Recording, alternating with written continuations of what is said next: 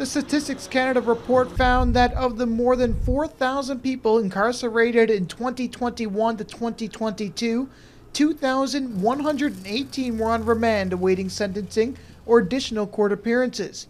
1,387 were actually sentenced. Compared to 10 years ago, 2,590 were sentenced, more than 2,000 were on remand, and 5,200 were taken into custody. Some of that could be attributed to COVID-19 pressures on the justice system. If you only have a few people serving a role, and many of them go down because of COVID, then it certainly would add constraints.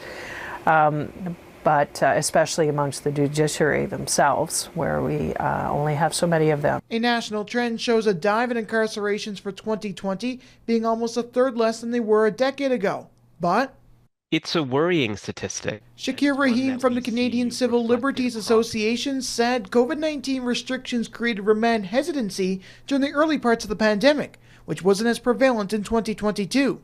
He said that backlogs in the system mean those in remand aren't being sentenced in a reasonable time. If any of us are charged with a criminal offense, no matter how minor, without this right being in place, it means that we might not be able to get back to our day-to-day life and have our name cleared for many years. And that prolonged period of time it's difficult time because the person doesn't have as much freedoms even as some of the people who are serving sentences in lower security environments. Stats Canada said the number of incarcerated individuals in the federal system has dropped by 20% over the past 10 years, with roughly 12,000 individuals in federal custody. Zach Power, Global News, St. John.